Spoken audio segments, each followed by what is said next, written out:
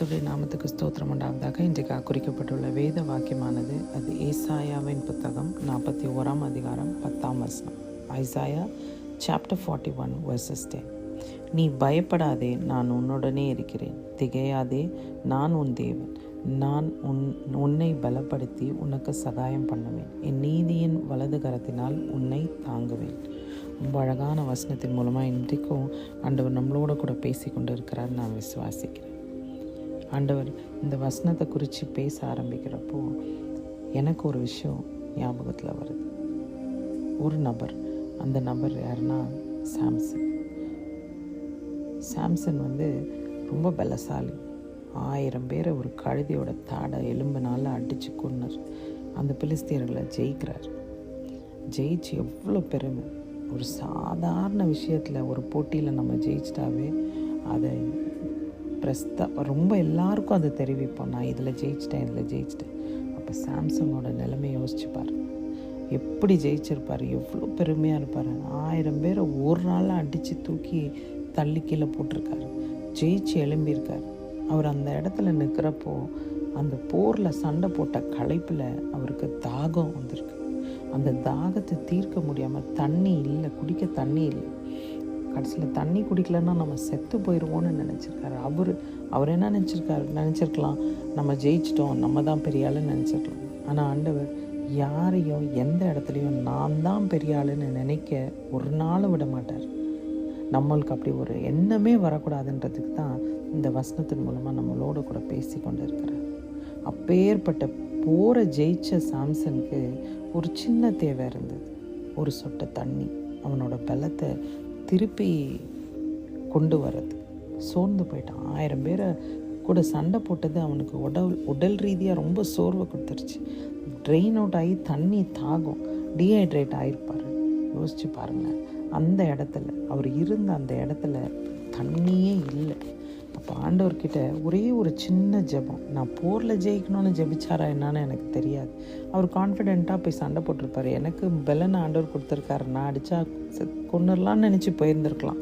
ஆனால் அவர் ரொம்ப அழகாக போய் ஒரு ஜெபத்தை பண்ணுறாரு. எனக்கு ரொம்ப தாகமாக இருக்குது. கர்த்தரை நோக்கி, இது நியாயாதிபதிகளில் 15 அதிகாரம் 18 வசனத்தில் அழகாக கொடுத்துருக்கு. கர்த்தரை நோக்கி கூப்பிட்டு, தேவரீர் உமது அடியேன் கையினாலே இந்த பெரிய ரட்சிப்பை கட்டளையிட்டு இருக்க, இப்பொழுது நான் தாகத்தினால் செத்து விருத்த சேதனம் இல்லாதவர்கள் கையில் விழ வேண்டுமா என்று ஒரு சின்ன கேள்வி. ஆண்டவர்கிட்ட அது ஜெபமோ கேள்வியுமா கேட்டிருப்பார். அந்த வார்த்தை எவ்வளோ வல்லமையானது. அவர் சொன்ன அடுத்த நொடி அவர் நின்ன இடத்துல தரை வெடித்து அது உள்ளே இருந்து ஒரு ஊற்று வந்துச்சான்.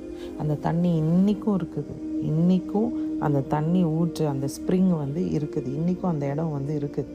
அது ஃபேண்டசி ஸ்டோரி எல்லாம் கிடையாது.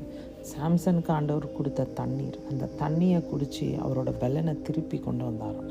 அப்போ யோசிச்சு பாருங்களேன், போரை ஜெயிச்ச அவருக்கு ஒரு தேவை இருந்தது, ஒரு சின்ன தேவை, தாகம். அந்த தாகம் ஆண்டவரோட வார்த்தை மேலே நம்பிக்கையாக இருந்தது. ஆண்டவரே, எனக்கு நீங்கள் கொடுக்கும் இந்த வெற்றி கொடுத்த உங்களுக்கு எனக்கு தண்ணீர் கொடுக்க தெரியாத ஆண்டவரே, எனக்கு தண்ணி கொடுங்கன்னு கேட்டிருக்கலாம். யோசிச்சு பாருங்கள், இன்றைக்கி நீங்களும் நானும் அதே சூழ்நிலையில் தான் இருக்கிறோம். நம்ம படிச்சிருக்கலாம், நல்ல வேலைக்கு வந்திருக்கலாம், பணம் வசதி வாய்ப்புகள் எல்லாம் இருக்கலாம். ஆனால் ஒரு சின்ன விஷயம் நம்மளோட வாழ்க்கையே முடிக்கிற நிலைமையில் நிற்கலாம். ஒரு சின்ன விஷயம், ஒரு அற்பமான ஒரு விஷயம் நம்ம வாழ்க்கையை ஃபுல் ஸ்டாப்க்கு கொண்டு வர நிலைமைக்கு நிற்கலாம். இந்த நொடி நீங்கள் ஆண்டவரை நோக்கி முழங்கால நின்று கூப்பிடுங்க. நீங்கள் கூப்பிடும்போது அந்த ஜீவ ஊற்றை உங்களுக்கு கொடுப்பார், எனக்கும் கொடுப்பார். நீங்கள் யோசிச்சு பாருங்களேன், ஆண்டவர் நம்மளுக்கு இன்றைக்கி என்ன தேவை? ஆண்டவரே, இன்றைக்கி என் வாழ்க்கையில் அந்த ரட்சிப்பு வேணும். ஆண்டவரே, நான் இன்றைக்கி 2 ஆத்மாக்களை உங்கள் ராஜ்யத்துக்கு நான் கொண்டு வந்துடணும். இன்றைக்கி நாளுக்கு நான் 2 பேரையாவது சந்தித்து நான் கொண்டு வந்துடணும். இது செய்யாமல் எனக்கு ரொம்ப ட்ரெயின் அவுட் ஆகுது. கொஞ்சம் சொல்லி பாருங்களேன். நீங்கள் கொஞ்சம் உங்களை நீங்களே ஆராய்ஞ்சு பாருங்களேன். ஆண்டவர் எவ்வளோ அழகான விஷயத்தை உங்கள் வாழ்க்கையில் செய்வார். ஆண்டவர் நம்ம வாழ்க்கையில் அற்புதங்களை செய்கிறதுக்காகத்தான் இருக்கிறார். ஒவ்வொரு விஷயத்துலையும் அற்புதம் செஞ்சுக்கிட்டே இருக்கார். இன்னும் மேலும் நம்மளுக்கு செஞ்சிட்டே தான் இருப்பார். நம்ம தாமதித்தாலும் பொறுமையாக காத்திருக்கணும். யோசிச்சு பாருங்கள். அன்றைக்கி சாம்சங் வந்து சபிக்கலை ஆண்டவரை, எனக்கு தண்ணி கொடுக்கலன்னு சபிக்கலை. ஒரே ஒரு விண்ணப்பம் தான், ஆண்டவரே இந்த தண்ணியை நான் குடிக்கலன்னா நான் செத்து போயிடுவேன்.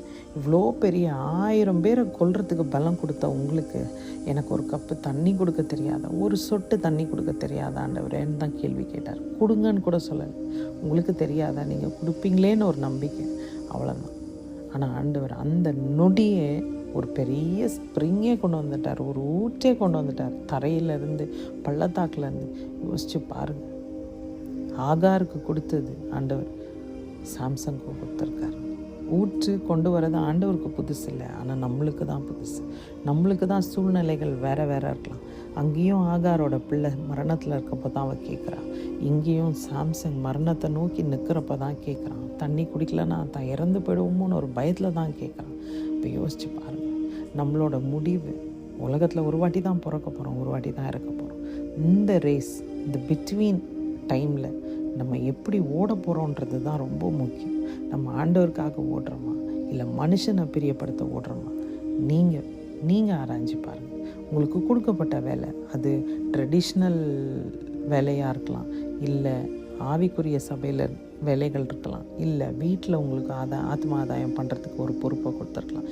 எது கொடுத்தாலும் ஆண்டவரோட ஃபோக்கஸ் இல்லாமல், ஆண்டவர் மேலே ஃபோக்கஸ் இல்லாமல் நீங்கள் ஓடினா அந்த ஓட்டத்தை நம்ம ஜெயிக்க முடியாது. நம்மளுக்கு எந்த அற்புதமும் நடக்காது. நம்மளோட ஃபோக்கஸ் ஆண்டவரை மாத்திரம் நோக்கி இருக்கணும். ஆண்டவரை நோக்கி இருக்கும்போது எப்படி சாம்சங்க்கு ஒரு ஊற்றை கொடுத்து சாம்சனோட ஜீவனை காப்பாற்றினாரோ, அதே போல் எப்படி ஆகாருக்கு ஒரு ஊற்றை கொடுத்து ஆகாரோட மகனை ஜீவனை காப்பாற்றினாரோ, நம்மளோட ஜீவனை காப்பாற்ற நம்ம ஆண்டவர் நம்மளுக்காக ஒரு ஊற்றை ஆயத்தப்படுத்த தயாராக இருக்கார். அவர் ஆயத்தப்படுத்தி வச்சுருப்பார். அதனால தான் இன்றைக்கி இந்த வசனத்தின் மூலமாக நம்மளோட கூட பேசிகிட்ருக்கார். நீ பயப்படாதே, நான் உன்னுடனே இருக்கிறேன். திகையாதே, நான் உன் தேவன். நான் உன்னை பலப்படுத்தி உனக்கு சகாயம் பண்ணுவேன்ற ஆண்டவர் கண்டிப்பாக நம்மளுக்கு ஒரு வெளிச்சத்தை காமிப்பார், நம்மளுக்கு ஒரு ஊற்றை காமிப்பார், நம்மளை மற்றவங்க முன்னாடி சாட்சியாக நிற்க வைப்பார். கர்த்தர் தாமே உங்களை ஆசீர்வதிப்பாராக. ஆமென்.